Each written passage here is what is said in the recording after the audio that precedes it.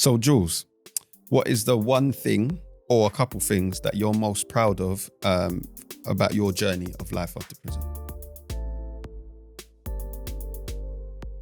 Getting through the tough times. I think there are actually quite a few, which is really nice. But I think getting through tough times, learning from them and wanting to grow from that kind of feeling or behavior, and also putting myself out of my comfort zone so I can achieve the things I want. Lovely.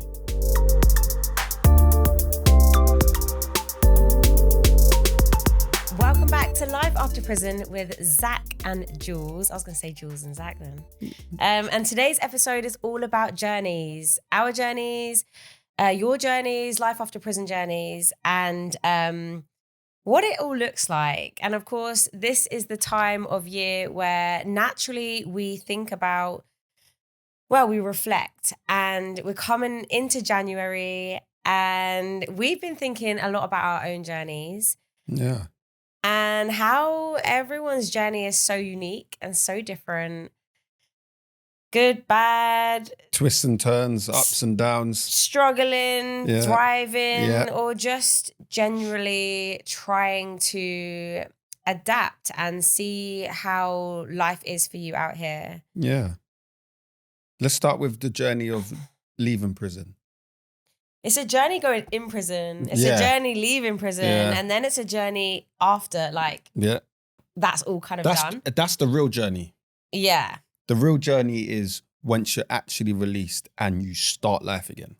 Yeah. Yeah. I mean, it depends. It's all a journey. It is not. I'm not disregarding anything. Yeah. Because obviously being inside is a journey as well in itself. But I mean, like, that's when it actually is time to put in motion everything you've imagined, everything you thought about, and now it's the opportunity to, like, really put it into practice. Precisely that. Yeah. So yeah, like, let's talk about how it felt getting out. What did it feel like getting released and knowing that you're back into the world again? I mean, yeah, it had its struggles. It was, to be fair, it was pretty tough. I found it really tough. And I didn't realize what I was going to actually go through.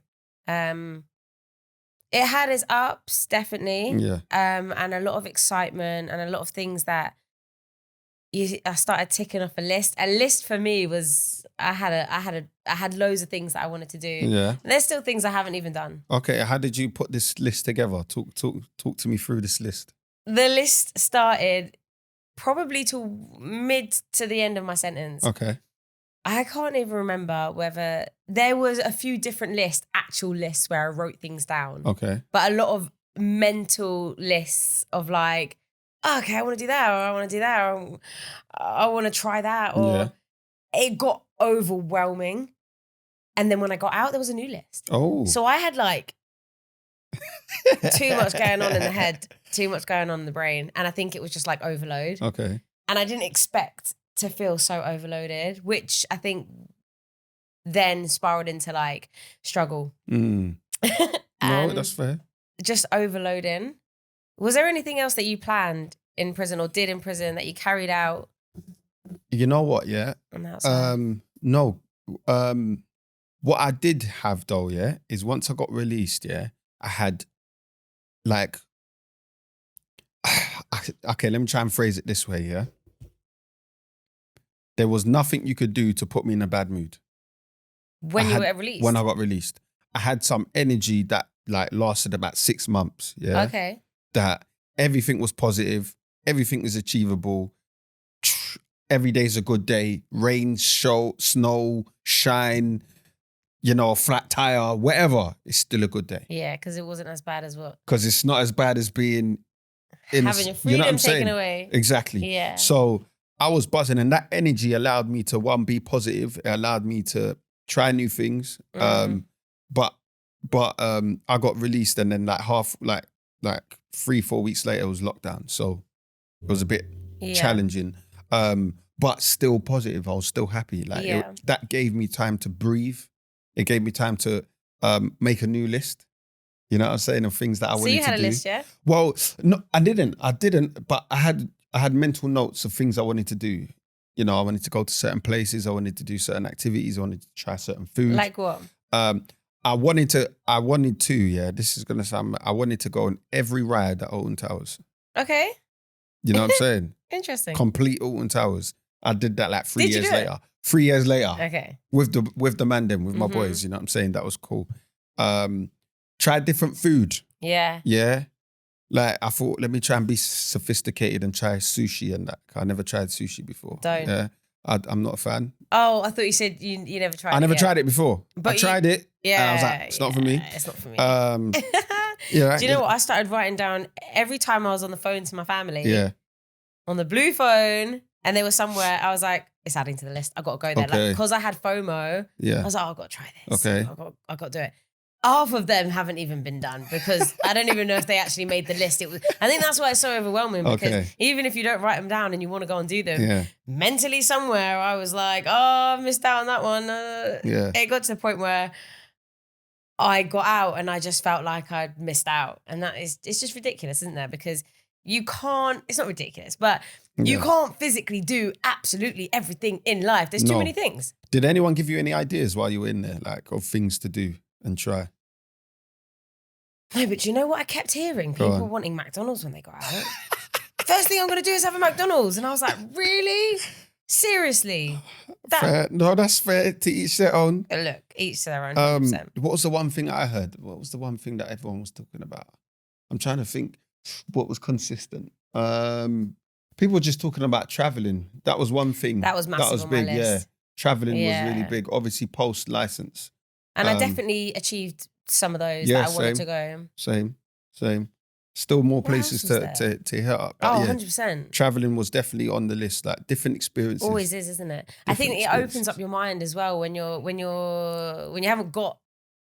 stripped from everything out here. Yeah. You start thinking about things that you probably haven't thought about before. And that's quite nice and exciting. And then things change, you change. So your ideas of what you want to do when you get out change. Yeah, and new opportunities arise too. You know, you can never, you could plan and have a direction you want to go in or a kind of generic, this is what I want to do, things you want to accomplish. But in that process, new things come. Yeah. And new opportunities present itself and you meet new people. So that can always change and steer you into a different direction. Yeah. It's a journey at the end of the day. I think obviously mentally and like physically, emotionally, like there's so much to kind of like tackle post-release. And like I said earlier, everybody's journey is so different and unique. And I think a lot of it, when you get out, you're building up your own self-esteem again, who you are. And yeah, personal goals definitely do change. What do you think's a good thing about setting these personal goals? Inside, outside? No, when you get out, when you're out. I think personal goals are, I don't think I ever really did it before I went in. I think I was just, I had no idea what direction I was going in. Okay. I never really sat down with myself and thought about what I wanted to do and where I was going and what makes me happy and what doesn't. So it kind of came naturally, but because I wanted it. And I think when you don't have personal goals, like, what are you doing? Because they're so important. Like, why don't you have personal goals? Why don't you want to achieve something for yourself? Because you are just as important as wanting to do something for somebody else or wanting to just do something because you have no idea. I mean, this is probably most important. So I think when I set personal goals and achieved them, it helps build up your self-esteem and who you are, your character, where you're going. They're so important. Yeah. And it keeps you focused.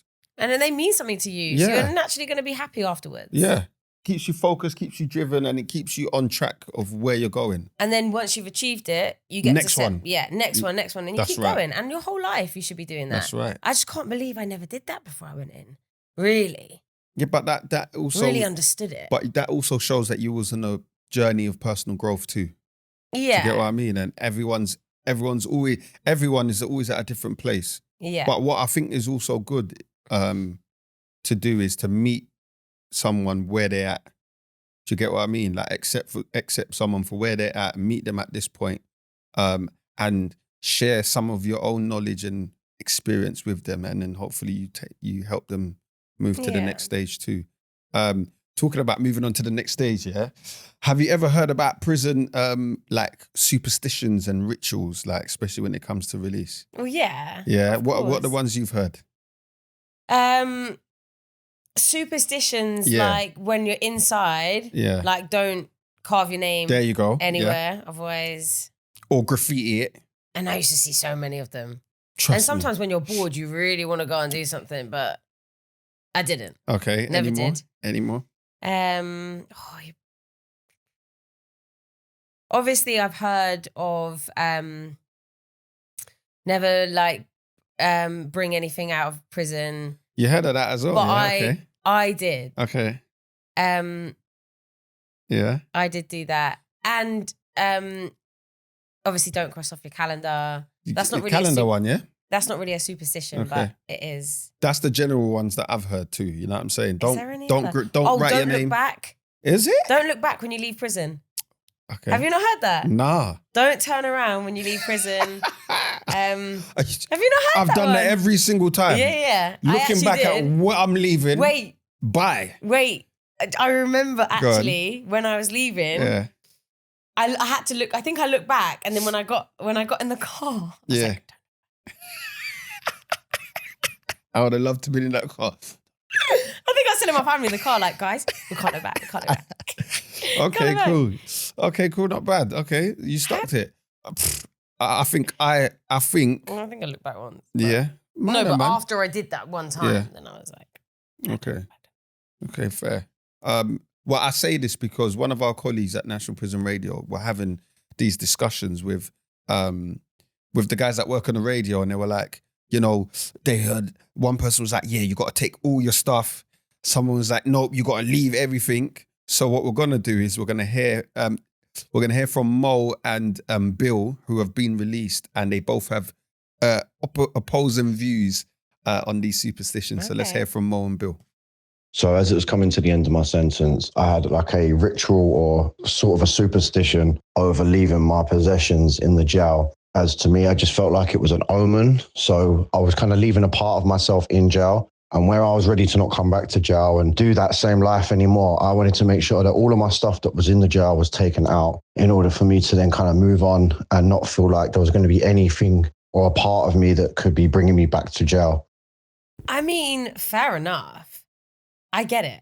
Yeah. I actually get it. And each to their own, whatever works. Yeah. If that means in your head, like, I'm not coming back, then do it. All right. So the second time I got out, I left everything. I'm talking everything. But then you went back. Yeah. But the first time I took everything. Yeah. No, I'm lying. First time I left, half and half. I took some stuff, I left some stuff. Second time, left everything. Don't matter, personally. I was going to say, for me, the thing you do is you leave people stuff. So anyway, naturally. Naturally. Yeah. You leave people stuff. Listen, everyone eyes up. You know you got your friend and they got some stuff and you eye up. You're like, you're going home soon. Let me get that before you go. Like 100%. Stereos, a dressing gown. Anything. Whatever, innit? It's easy for you to get out and get it. Precisely. But letters, cards, everything like that I took. Yeah. I took a couple things. That like somebody gave me in there. Okay. And then I was like, it's like sentimental. That's all of the sentimental stuff. And it's photos, in my prison box. Letters, that's normal. Yeah. You're always going to take them stuff or not, depending. But I get what he's saying. Yeah, me too. I get what he's saying. Let's hear from our next voice note. My reason and my thought process behind me leaving all my clothes behind is because I didn't want to take any of the prison energy on the outside of me. Even though some of my clothes were nice, I knew and I barely wore them, it didn't matter. I wanted to leave every single thing behind. But the main reason is, in prison, they don't really do hand-ins. And I know, I was in prison for 5.5 years. So I know not having your new clothes, not having, you know what I'm trying to say? It can break a man's spirit, you know? If you ain't looking right and you ain't feeling right, you know what I'm trying to say? You ain't really yourself. So that's why I gave it to some people that needed it on the wing. So that was my thought process behind it. One was spiritual And the second was people don't get handeds. All right, fair enough. Is that what you did? Is that what you do? Listen, so I've actually done both of these things. Left everything because you just want to give it out to your people. You don't want to take any of that stuff out with you. But I've also taken everything. Like, I'm not leaving one bit in there. Yeah? No, seriously. Because you're just like... Which one worked? I don't think... Neither. I think it was mainly... The focus should have been on me and what I'm doing. Yeah. Like, that is just... Because at the end of the day, yeah, you can have that in your mind, but what are you actually doing? Are you working to stay out of prison in respective of any of these superstitions? Do you get what I'm saying? That's what really should be your focus.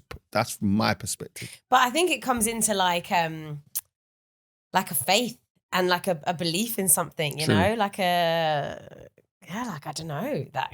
True, that can come into it, definitely. Yeah. But I just think for me personally, what really made a difference is what I was doing. Well, of course, because neither of them worked. No, but however, watch this though. However, yeah, I did graffiti my name on a cell in prison, and one of my mates went in that cell and was like, "Brother, saw your tag in the cell." It haunted you.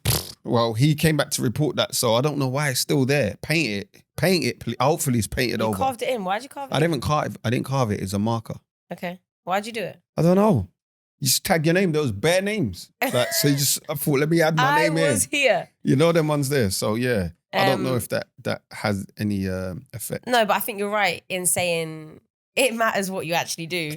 Are you working towards not going to prison again? Precisely. Are you working on yourself? Are you, are you developing yourself? And I think there's loads of avenues when you get out of personal growth, personal development. Yeah. Whether it's in work, family, job. I said job. Yeah, but your job, career, everything. Yeah. And I think just being out, obviously, is a journey. And like we've said before, when you're doing one thing, other things can come, and it's just like this kind of like spiral effect. Like I never thought I'd ever be podcasting ever. When I was leaving prison, I was PTing only for the rest of my life because it was the only thing I could see or know, which was great for me then. And it is great for me and I love it. But because I'm working on myself constantly and trying to develop constantly, which I'd never done before, other things come. And then you continue to do it. I think when you start to try new things, when you come out of your comfort zone, when you put some good energy out there in terms of like trying to just do something different, something better, the amount of growth or the space that you can see, the amount of change that you've gone through, is really remarkable when you look back and reflect. It accumulates, doesn't it? Yeah. It really does. And if you don't do any of that in 5 years or 10 years' time, you see how much has been achieved. Like, precisely. Not much. Precisely. And then when you've done that over a period of time, you see how much it keeps going. Yeah. We've actually got some audio. Okay. That neither of us have heard yet. All right. So this is the first time we're hearing it, and it's from the first time we met in our studio in Peckham. Yeah. Are you ready for it? Big up Peckham Rye, man. All right, come on then. Let's go. Okay, switching it up then. Yeah, what about country music for you? Country music works. Okay. Are you mad? Oh. You know, what's his name? And I got now Joe, I've been married a long time ago. Is that country? Yeah, that's country. Where did you come from? Where did you go? Where did you come from? Got now Joe. Yeah. Oh, you are getting into it. I'm trying to remember the guy's name, but he's got a song like, Go on. oh my gosh, it's gonna hurt me. I can't remember his name. Please don't be hurt. But it's a song like, Daddy, I'm now a man. I can't remember how it goes, but it's a really good song. It's a story. He's telling a story of, I think it's Johnny. His name's Johnny. And he meets a girl. Johnny meets a girl. Yeah, Johnny meets a girl. They're in the country. They're in the country. They're in the bar. But Johnny's been bullied his whole life. But he's been a good boy his whole life as well. He's met a good so girl. you're connecting to the story. Yeah, it's a story. He's telling Johnny's a story. story. Yeah, but it's a country. It's a famous country You're playing the guitar. song. What are you playing? I'm playing the air guitar. 'Cause I'm trying to go through the motions and remember the name. I am dying. But it's a really good song, and you can. That's jokes. Hey, listen, if anyone can tell me what that tune is, Because it's a banger, but it's a proper storyline thing. But how do you feel? Why are you laughing? What's funny? I don't know if it's the guitar or how. Where did you come from? How did it go? You are still so like storyline, aren't you? That something really means something to you. Yeah. And you connect with a storyline. Do you remember talking about that? Wow, I do not remember breaking out in Cotton Eye Joe. Is that what it's called? I don't know, but. I remember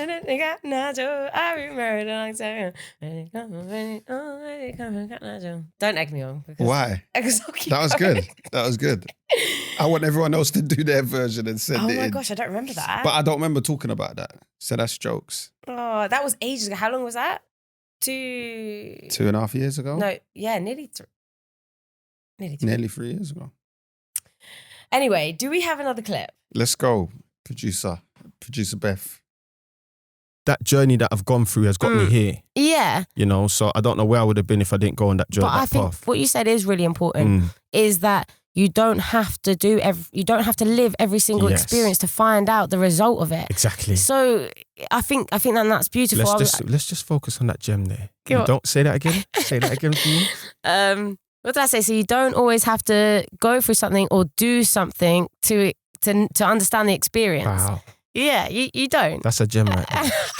Serious. And it sounds better coming from you. You better have recorded that. I take it. Yeah, but no, it's how I feel about certain things. Like sometimes I'd have so much craziness in me that I'm like, right, I need to go and do this. I need to go and there's nothing else out there that won't make me feel like this apart from this, because my mindset had nothing productive to do with it. I had how to no channel ambition. that energy in the right avenue. I didn't know where I was like, I didn't know what I wanted to do.